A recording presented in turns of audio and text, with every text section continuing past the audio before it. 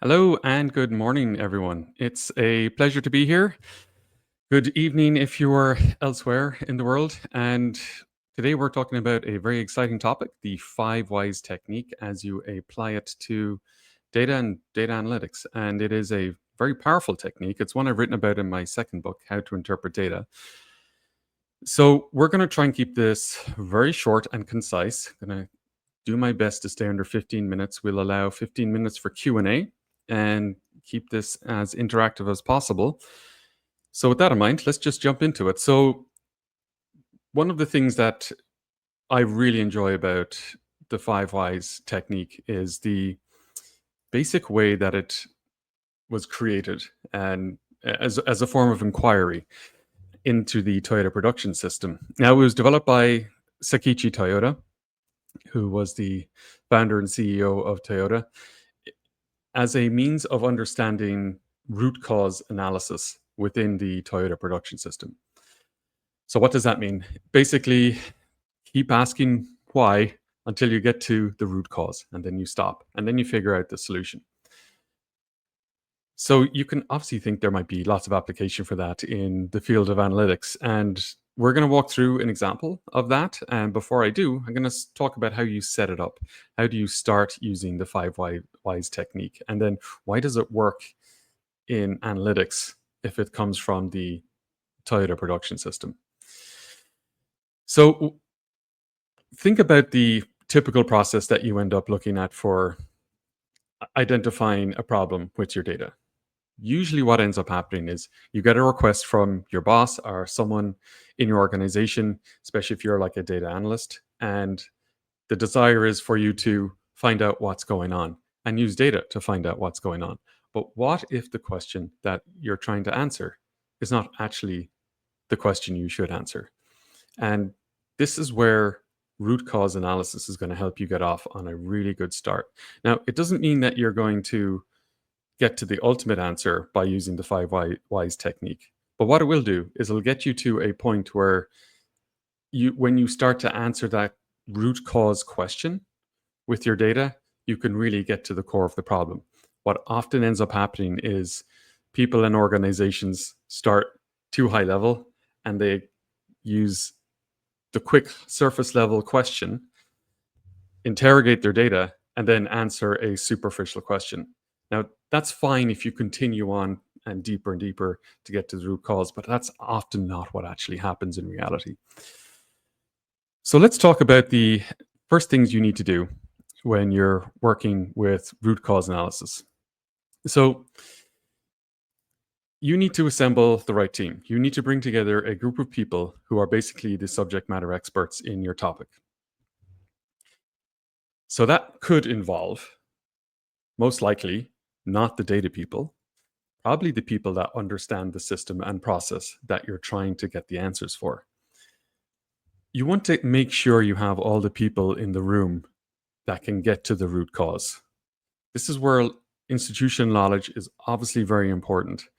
Experience is very important. And all those human elements that have gone into understanding that process and the background for it and the context and the problems that do arise is going to be invaluable to you at this point. It is critical that you do this correctly and you assemble the right team. That's step number one. You have to do this. The next step that you have to follow is try and properly define what the actual problem is that you're trying to solve. Now, this isn't the root cause of the problem, but it is the problem as it is presenting itself. Get all available data that you can that helps define this problem. And this is where your data expertise comes into play and is very helpful for you. So make sure that you're bringing your data all into one place to help properly define the problem, and that you get consensus with this right team of experts that you've gathered, that they all agree that this is the problem and that they have come up with the proper definition for the problem. So that sets us up perfectly for getting into the next step, which is the five whys technique. So let's start. We have to obviously start with asking why. Why does this problem exist? So we're going to look at an example very shortly, and it's going to follow this same routine. You might be asking yourself, well, how many times do you end up asking why? How often do you have to go through it, and why is it 5 times? We'll talk about that in a bit more detail shortly, but it's somewhat of an arbitrary number. You won't always get ask 5 whys. You might ask 3, you might ask 10. You're going to ask as many whys until you get to the root cause, until asking why can no longer be answered by the group of people you've assembled. So if you ask why, does the answer get to the root cause? Say yes or no. Yes, great. You're going to proceed to the next steps after the 5 whys technique. And if no, you're going to ask why again. You're going to go back into the loop. You're going to keep doing this until you get to the root cause, until you get to that green part where you answer yes eventually. So that's the basic premise. Let's look at an example. And this is my promise to keep this under 15 minutes. I've got about 9 minutes left to do this. I think we can do it.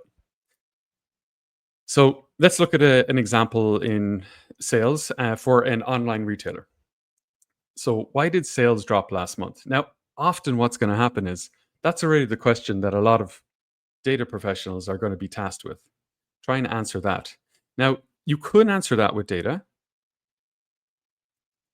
or you could answer it with a group of experts, right? So there's probably someone in your organization that already knows the answer to this question. So you don't have to spend time working with your data to try and answer it.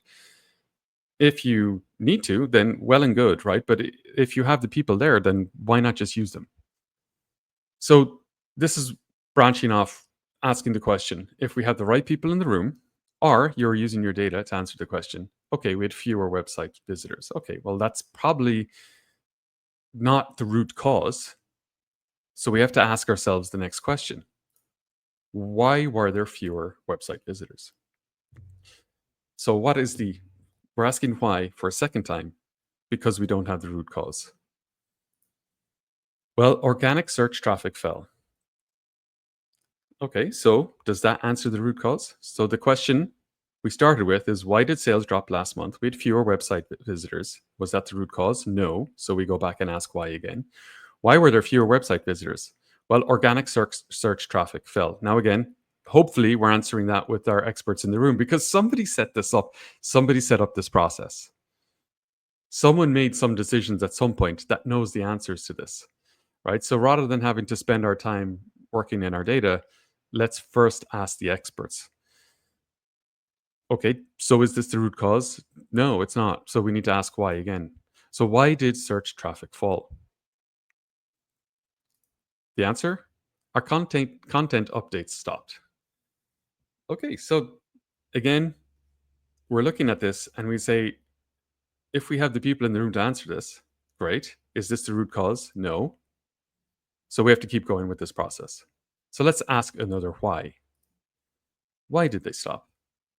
You can see how simple this is, right? It's a very simple process that before you get into working with data, ideally, you've gone as deep as you can in asking why as many times until you actually get to the root cause.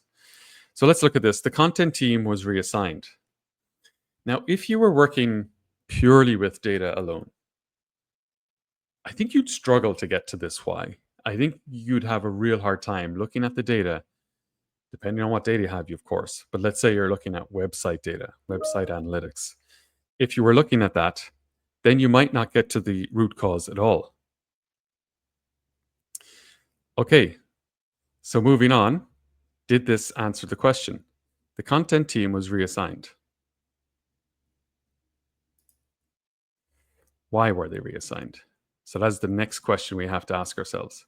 Why was the content team reassigned? So finally, hopefully, we're getting to the root cause of the problem. Budget cuts prioritized short-term campaigns. So now we're getting somewhere. We're getting to an actual root cause of the problem where asking why anymore could yield more answers.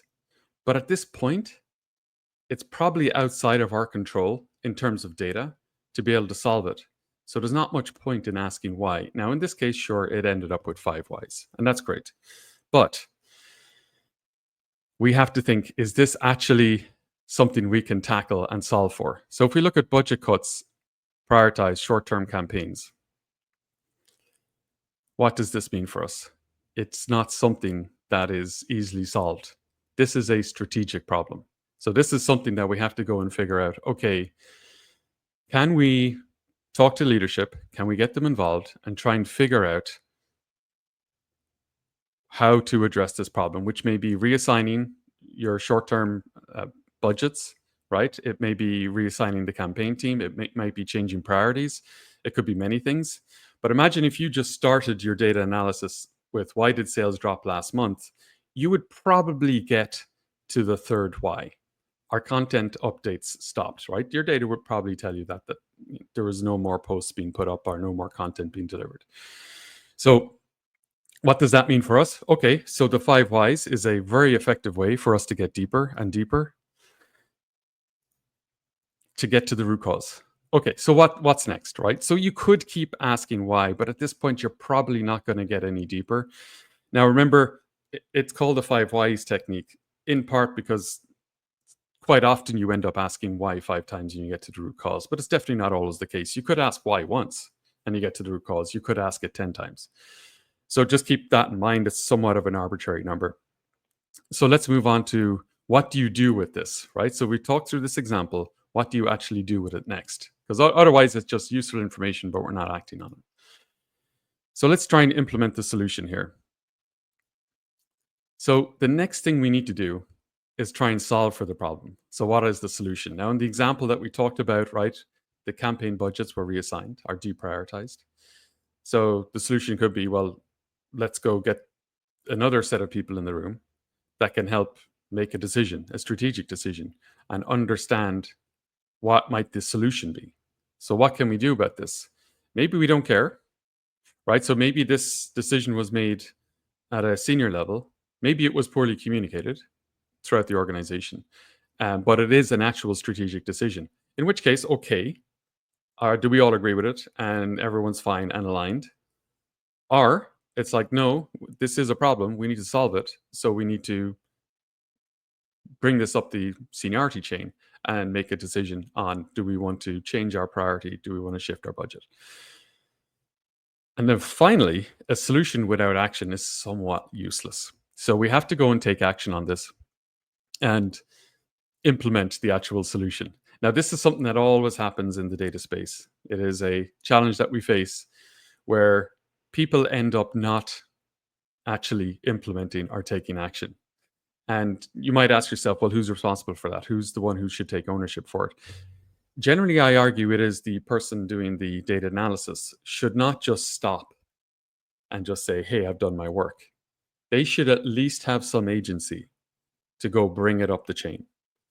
This makes you more valuable as a data professional. It makes you more action oriented and more of a entrepreneur in a sense within your own organization, in that you're trying to take action against the data and the problems that you found, and that you're trying to implement a solution, right? So you're very action oriented and basically trying to solve the problem.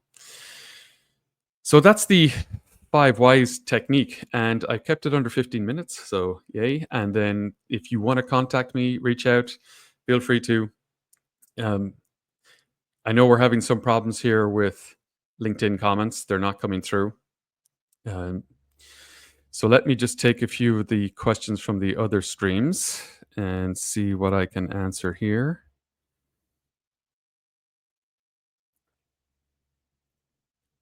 Okay.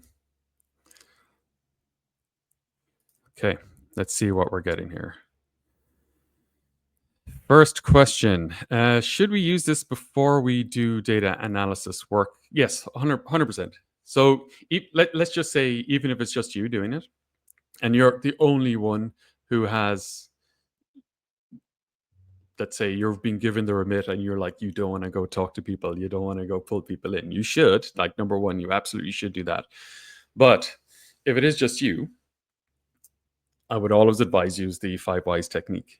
Even if it's just like get in a room by yourself with a whiteboard and start writing this down. So why logically might website traffic have fallen, right? And you can go through this process. Now, you don't necessarily have to gather all the experts in the room. That's an ideal situation, right? But what if you know some of the people that you could maybe just reach out to, send them an instant message or a direct message, Beat them over coffee, right? And try and get to the root cause. You can do this yourself. And I will always advise that you should do this in the first place. Okay, so let's see. What else have we got in the feed? Can a dashboard do this? Um, Not really. To a degree. I mean, I think if you designed a dashboard that would follow the process, yes. I mean, there are ways you could do this, but let's say just like a canned organizational dashboard, probably not.